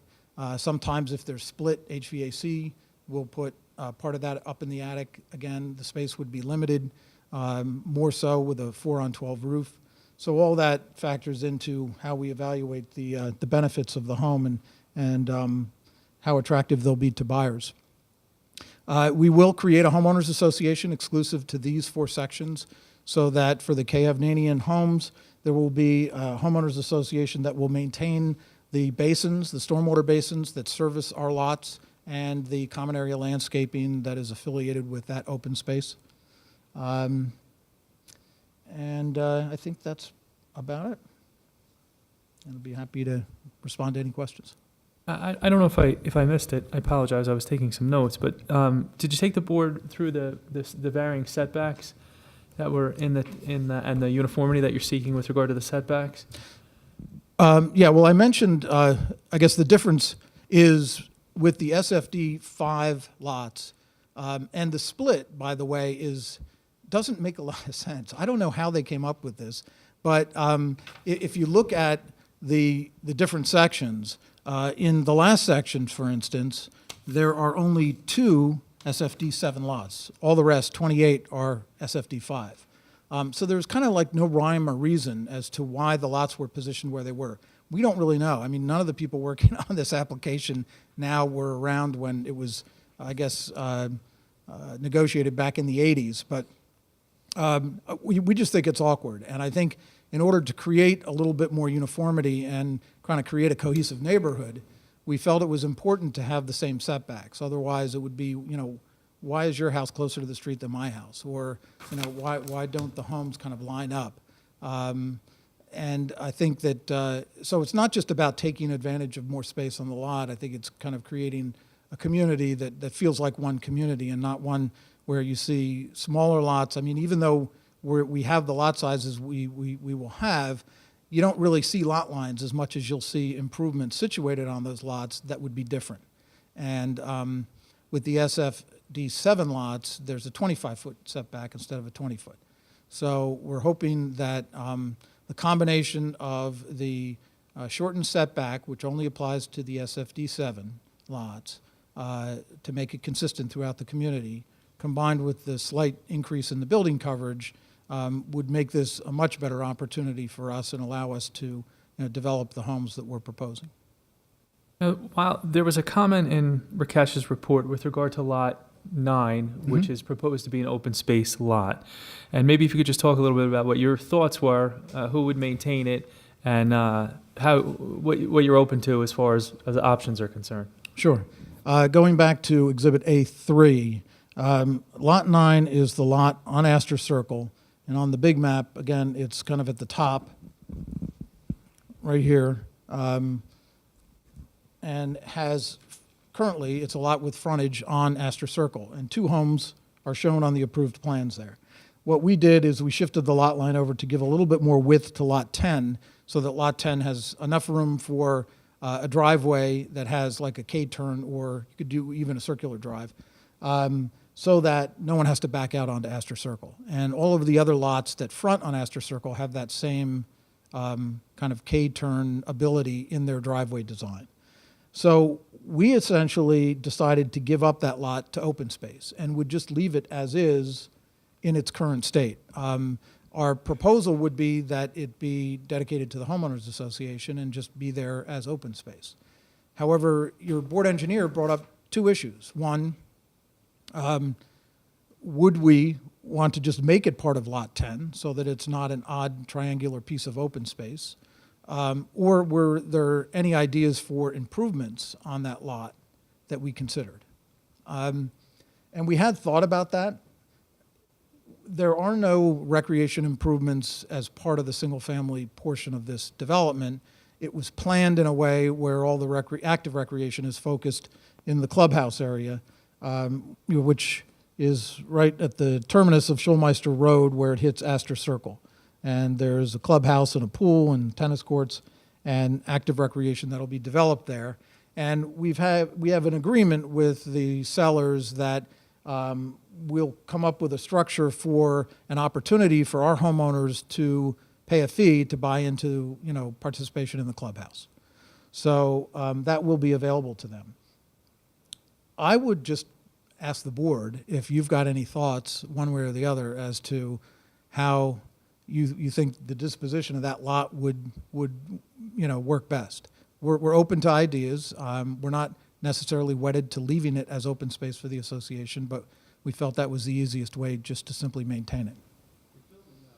You said all 4-bedroom houses? Yes. Would it make sense to have a couple of playgrounds around there? I mean, there's going to be a lot of kids if they're all 4-bedroom. That's one option, to develop a small tot lot on that, at that space.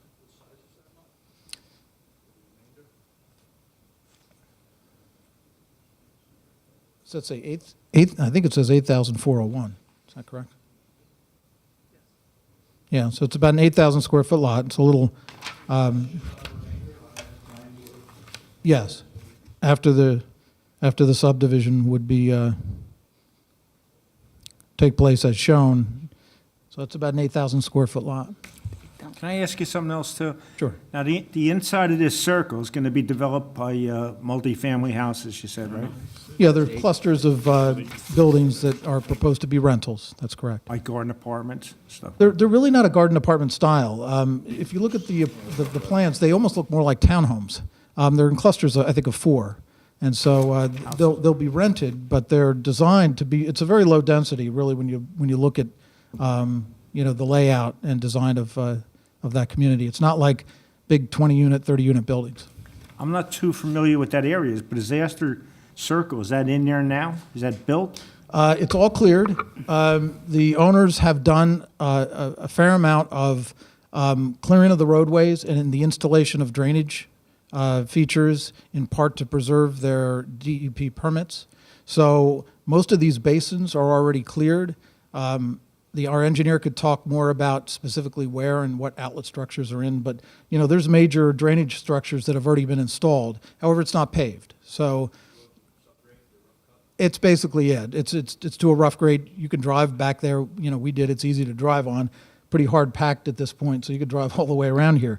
However, our agreement with them is obviously if this approval application is successful, they're going to go ahead and continue to do the work and make the improvements. They have to improve everything, including Astor Circle, for us to be in a position to close. You won't and- have access to your properties. That's correct. Otherwise, we're isolated. Well, when are they going for approvals, do you know? Oh, they have all the approvals to do the work.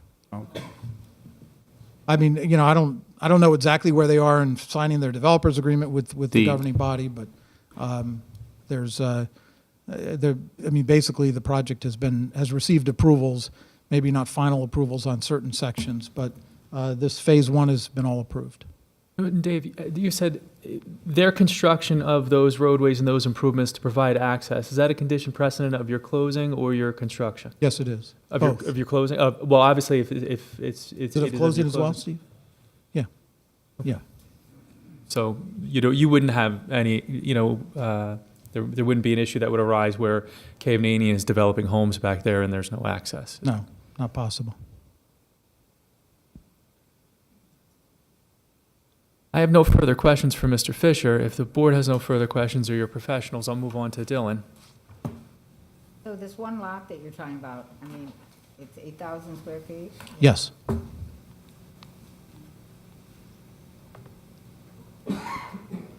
That's the only recreation for the kids would be that, well, Well, I think they've got active recreation here. In fact, I think isn't there a tot lot by the clubhouse approved? Yeah, there's one right next to it. That doesn't mean you can't have one back here. And but, there's also a requirement in the overall approval for the Oaks, for the developer to build pocket parks. And there's also passive recreation throughout the development with walking trails. And there's an overall recreation plan that was part of the overall Oaks project. Yeah, this is, what we're showing you here as proposed to be developed is an approved project to be developed. So it's not that we're proposing the construction of 256 homes. That's been approved. It's just the modifications that we're focusing in on. So I think that the amount of recreation associated with the homes and access to the homes, that was something that was fleshed out in the prior approvals to the board. But if they build a park or Yeah, they could leave a outline, tree. who's going to be responsible for maintaining it? I believe Mr. Fisher's testimony was that the HOA would be responsible for that. This would not become a township responsibility. This is a responsibility of the HOA. The initial proposal for the applicant, in its simplest form, was to simply leave the lot as vacant. But it could either be passive recreation, it could be active recreation in the form of a tot lot, or it could be one of Rakesh's recommendations were that it be combined with a proposed lot. That's there to be constructed, and that person would just have a larger yard and would be responsible for maintaining it. And, would have the responsibility of plowing the snow in there. well, These are all designed as public streets, correct? I'm sorry? They're designed as public streets. As far as I know, they're all designed as streets to be dedicated to Old Bridge. So eventually, once it's completed, Old Bridge would have that responsibility. How many, now you said you're 256 homes? Yes, correct. How many's the center? You know what's in the center of phase? 240. 240? Yes. Rakesh. And And the that only again, access we have is them two roads going out. There's 2 points of access on the southern end of the circle, and then 2 more points of access on the northern end of the circle. So they've got complete circulation through. But I mean leaving there, coming and going. Oh, leaving. Yes, that's correct. Meister in the other. Mr. Mollis, 2 ways out. just the other requirement as part of the overall development is that White Oak Lane has to be constructed as an emergency access prior to the 25th building permit prior to the 25th certificate of occupancy in the project. So they're required to construct Schulmeister and Portaluca as fully improved roads, and then White Oak will actually be an emergency access from Route 9 through to Portaluca. Emergency only? It'll be a stabilized path capable. The way that the approval was worded is that capable of handling emergency vehicles, fire trucks, and so on and so forth. Right. So he was talking about a White Oak Lane that will eventually be constructed back out to Route 9, next to the chateau. Dylan just. I'm sorry, would they come together? What's that, then gonna be one road going out to 9? No, down below, Here, down at the point down below. Down at Schulmeister. Right Yeah, there. you go. yeah, this is actually paved, Gonna go into Schulmeister? yes, that's correct. Dylan just clarified for me the fact that Astor Circle will be a public street, as well as, I guess, Schulmeister and Portaluca, but the internal roadways are intended to be private, so, as well as within our 4 sections. And so that means that our association would be responsible for plowing the internal streets. And then, there would be an agreement under the Community Services Act for partial reimbursement for that. Right. Well, these are private, I know that, but these have to, Any other questions? Madam Yes. Chairman? these have to be public roads. Oh, Mr. Fisher, will the private streets be marked as such on your final maps? that's not their development. I think it's probably more a question for our engineer. They're all public streets. They are? That's what I thought. I'm being told they are all public streets within the single-family section. Okay, so they're all public. Okay, thank you. And my other question is, how many different models will you be constructing? We propose 4 different models. And each model has at least 2 or 3 different elevation options, so it's not like they, the same model built next door looks identical. They often look much different. Thank you.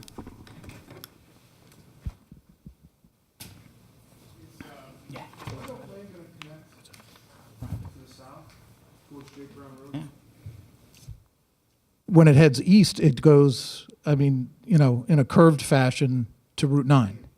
Oh, in this end, to the south? I'm not sure. We have, I mean, maybe Dylan, I'm remembering that question, and maybe when we get Dylan up here, we can ask him that question. I think, and I don't know it's your responsibility or not, but this is a huge development and was approved a number of years ago. And most people on this board, including even me, don't remember.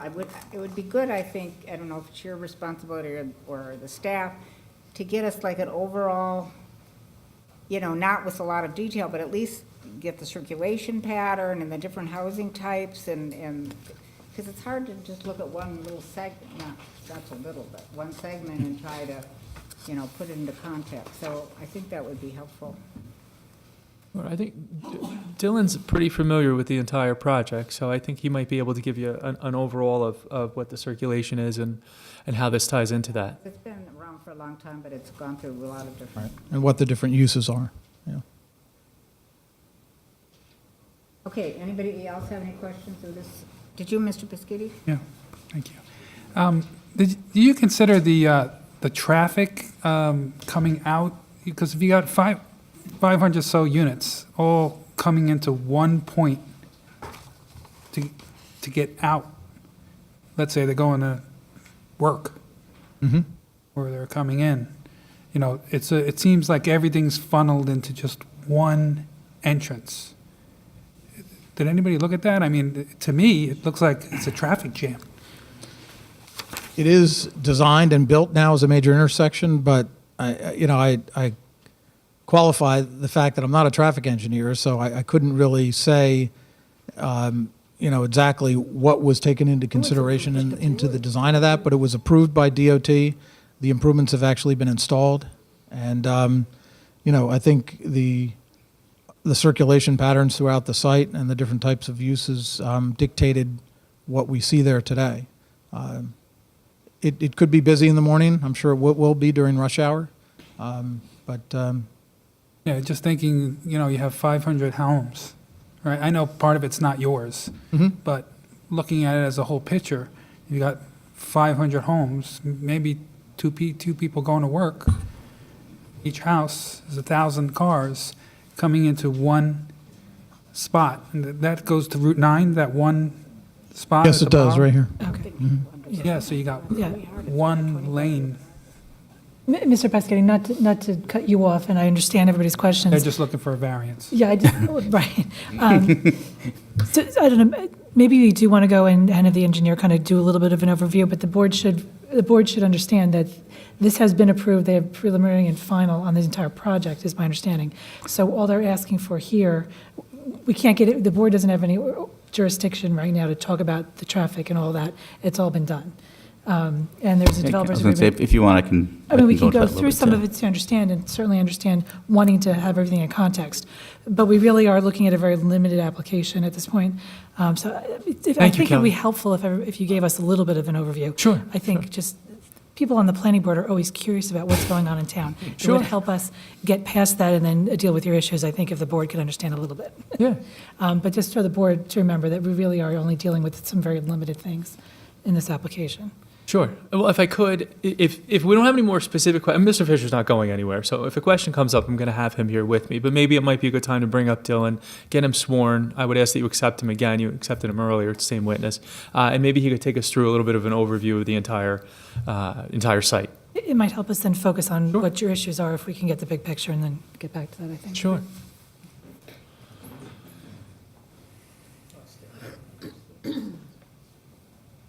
It's a new application, so I'll swear you in again. Do you swear or affirm the testimony you're about to give in this matter is the truth, the whole truth, and nothing but the truth, so help you God? I do. If you could just place your name on the record, Dylan. Sure. Dylan, D-Y-L-A-N, Ryan, R-Y-A-N.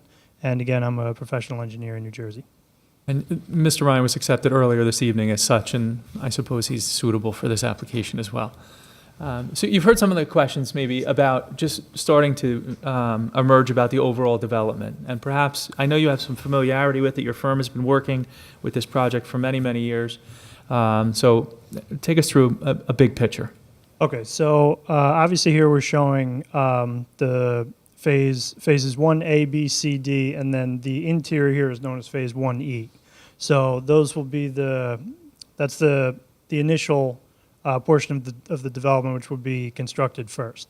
Down to, in this area, there are the next stages of the development. There would be additional residential in portions here, and then a commercial section on the bottom along Route 9. So that's an overview of what's known collectively as Oaks Phase 1. In the area further north, there are additional improvements proposed, but those would follow everything within Oaks Phase 1, if that clears things up.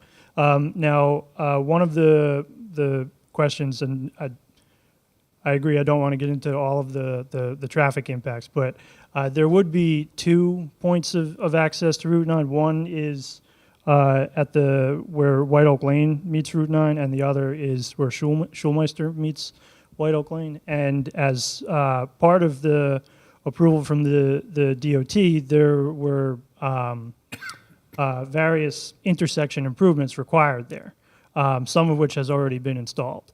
So all of that was accounted for in that approval, including the full build-out of this development. There was also a specific question from Mr. Lenning. I think it was where White Oak would connect to Jake Brown Road, or if it does. The portion shown here is what would be constructed as part of Phase 1. There is a plan to continue White Oak Lane further, but that would be afterwards as part of a subsequent phase of the overall development. This is what's proposed as part of Phase 1. That's strictly going to be for emergency. Well, this will be constructed as gravel as for Phase 1, but it's fully usable. I'm sorry, is your question about the future extension? No, you said that eventually it is going to be carried out, probably 5, 6. Yes. For now, it's just going to be for, you were so told before, just emergency. Well, there's no reason no one else couldn't use it. Again, it will just be gravel. Lots of people don't like to drive on that, but if it will be accessible to everyday use. Dylan, if I could, when will White Oak Road be extended out to Route 9? What's that tied to? That's part of Phase 1. Okay. So at the same time as the owners are developing the roadways and paving them back to Astor Circle and doing those improvements, they also have to construct White Oak out to Route 9. Yes, constructed to gravel. Okay, so it's like an emergency access road or construction road until it eventually gets paved. Yes, And that then would be a second means of access for the entire development. yes. That's part of another phase of the project. I mean, the exact timing of which I really can't comment on. There is a traffic phasing plan that was approved as part of the overall Oaks development. The entire project is about 1,384 units, residential units. The remaining units, other than what you see on that screen, will all be multifamily. And as part of the original approval, there was, like I said, traffic phasing plan that was approved that ties the improvements to the certificate of occupancies or the CO is issued for the development. So, like I said, there's by the 25th CO, it has to be emergency access. And I believe by the 1,001st CO, White Oak Lane would have to be constructed as a full service access. That would be the developer. All of this is the developer's responsibility as far as, not KHOV, it would be the Oaks Glenwood developer. Okay, I know we've gotten a little off track, but I think we probably need a little bit more, but it's not your responsibility at this point, so do you want to just go forward? No, with well, your- Madam Chair, I think it's a good point that you raised and that Ms. Carey raised as well, and I appreciate Rakesh's background on this. We're obviously focused on the one portion of the development that we have control over, but I think the idea is that there was a traffic plan in place. There was, we didn't analyze any of that, but I think it's evident that this was all considered. And as Dylan had pointed out, the DOT had issued approvals for those traffic improvements put in place. So yeah, I would like to bring the board back to this particular application. Maybe ask Dylan. We talked a little bit about the minor subdivision, but maybe if you could go to the minor subdivision and talk about a little bit about lot sizes and lot line adjustments that were made. Sure. So there's actually two subdivisions proposed as part of this application. One, which Mr. Fisher already described, is along Astor Circle. That was originally proposed as 2 lots. The current application is just shifting the lot line, dividing the two to make Lot 10 larger and more usable and developable for a single-family home, and Lot 9 smaller, which, as we've discussed, would be open space or recreation. The second is in this cluster here, Block 7120.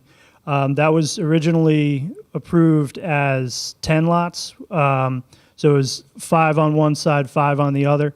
We're proposing to reduce the 5 on one side to 4. The developed as 5 lots, again, it was too small for KHOV to use their standard units, so it wouldn't really be developable. So we're just reducing that from 5 lots to 4 larger lots. Now, as part of the proposed application here, KHOV is seeking relief to allow 25% impervious, or 25% building coverage as opposed to 20%. So in your job in analyzing the stormwater management system, perhaps you could take the board through the work that you did there. Sure. So for the sections we're discussing now, phases 1A, 1B, 1C, 1D, those drain to 5 different detention basins. So since this is an amended approval, we took the approved analysis of those 5 basins and added additional impervious surface to account for the requested increased building coverage. So the way we analyzed it was basically a worst case scenario in terms of impervious coverage. So for each lot, we modeled a building sized to to meet the size based on the maximum requested impervious coverage, even though we know that for the majority of the lots, a building nowhere near that size will ever be proposed. So again, that was basically a worst-case scenario. So what the largest building they possibly could build based on the requested building coverage. We then reanalyze. So based on that increased flow from additional impervious surfaces, we revised the analysis for each of the 5 basins. We were able to adjust the basins just in the, we did not modify the overall footprint of any of the basins. We adjusted the outlet control structures and minorly increased the water surface elevation for the 100-year storm in the basins. I think the highest, the biggest difference from the original approval to currently proposed was the 100-year storm elevation went up by 0.18 feet. All the other basins were lower than that. So that just means adjusting the outlet the outlet control structures were changed, but the increased height of the 100-year water surface elevation just required adjusting the emergency spillway elevations as well. So in doing that, we've effectively shown that we've accounted for the maximum possible building coverage that could be installed with the current application.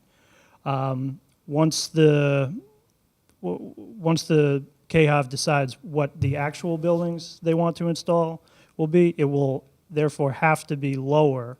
The impervious will have to go down from what we've modeled. So the stormwater conditions can only get better. So comfortably within the existing design, by modifying some of the structures, but not actually the size, the location, or the shape of the basins, you were able to accommodate the additional 5% of building coverage proposed as part of this application. Correct. In Rakesh's report, there's 2 specific comments that I want to go over with you.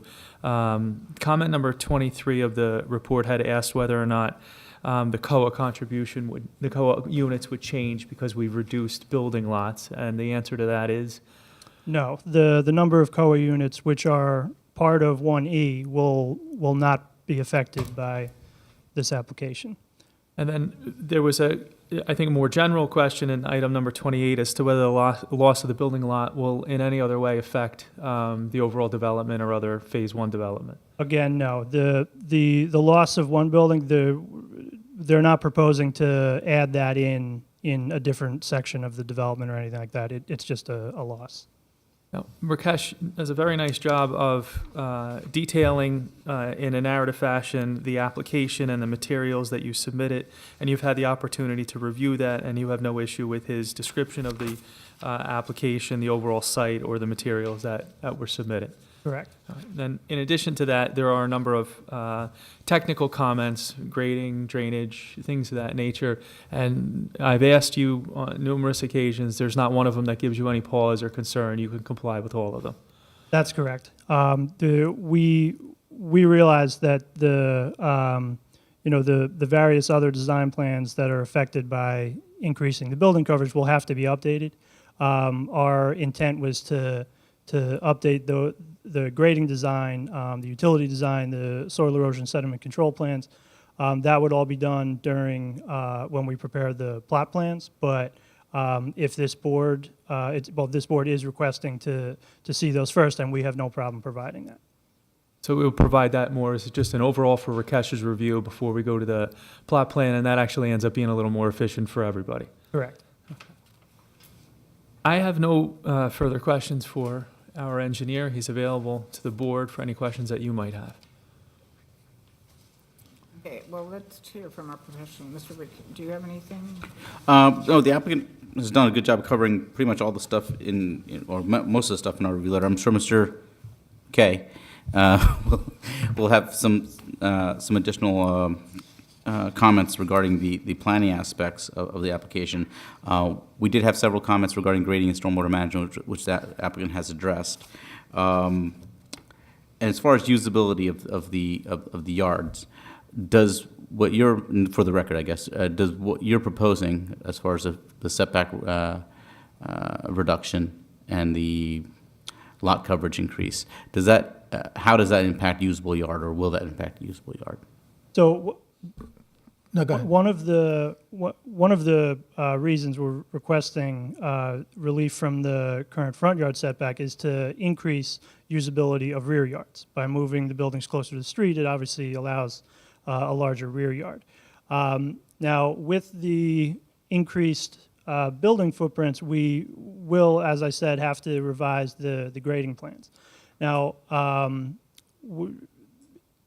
everyone wants to make sure that each lot has a usable yard. So if, with the revised grading, we have to install retaining walls or take other measures to provide that, then that will be included in the revised grading. And the retaining walls you're talking about would be on private properties owned by private property owners, not the responsibility of anybody else other than them. That's correct. And regarding the lot 9, we did have a comment that the one lot that's being created is an open space lot.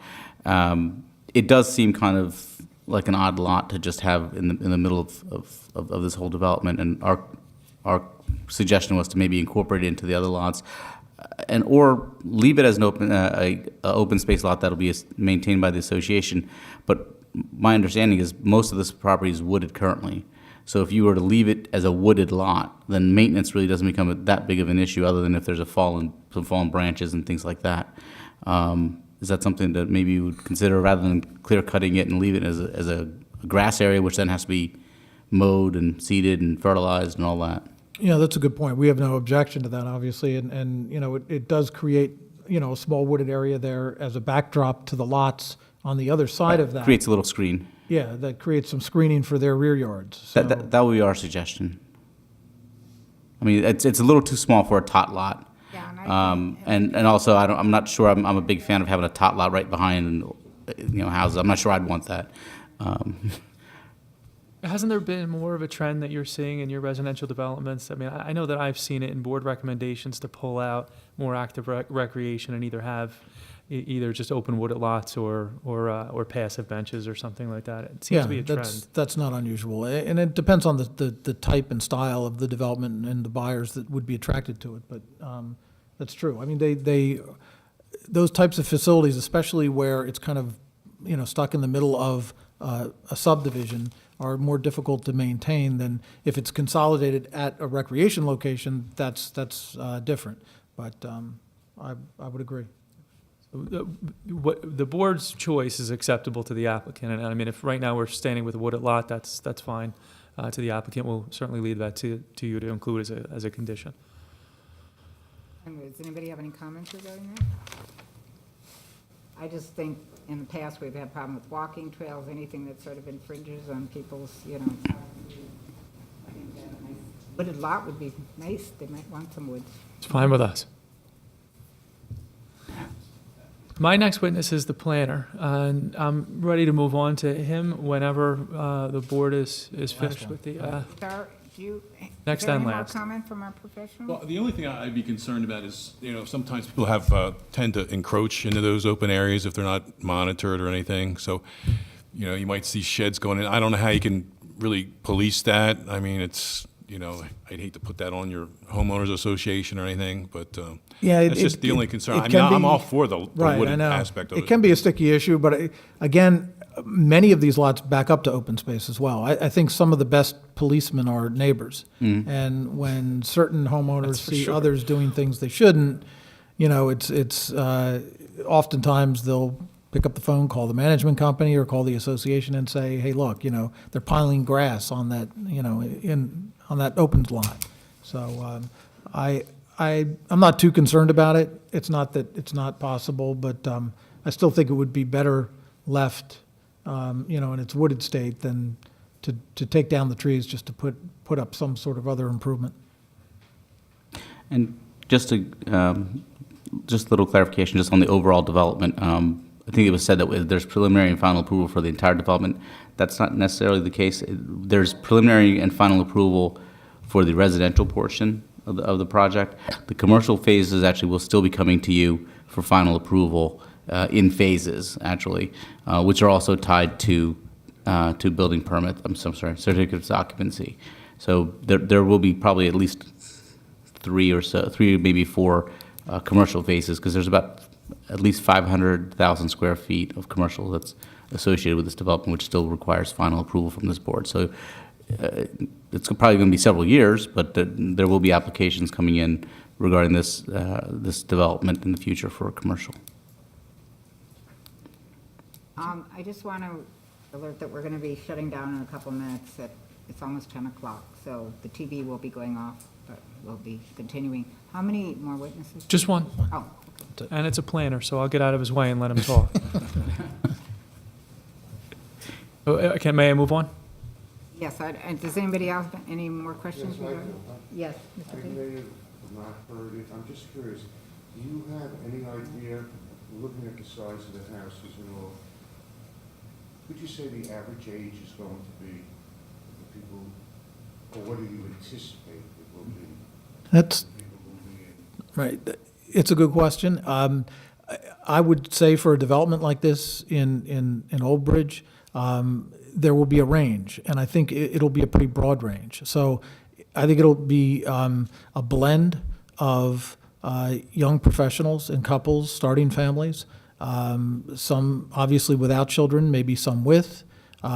Families should be attracted to the site, but I also think that there will be a fairly healthy percentage of older couples that may live in a 4,000 square foot house now that would like more of a maintained community with some recreation, active recreation, in effect moving down to still a single family home because they're able. One or both may still be working, but they're more in their 50s, 60s, in that range. So I think we'll see kind of a healthy cross-section of buyers that will kind of go across the entire spectrum. If you had to take a guess or projection, how many of the families do you think will have children, young children going to schools? Well, If you know, obviously this was done, I mean, it's not something we can talk about, or we can ask him. But this was all factored in on the major approval. That's part of why you heard the application earlier today, for the dedication of the school lot. The overall development was required to dedicate a parcel for a new school. So these kind of things, were, but obviously, we're curious, so if you know the answer, go ahead. yeah. I mean, I don't really have a good feel for that, but there obviously will be school-aged children a part of this. There could be, dozens. There may be many more, but I don't think we're...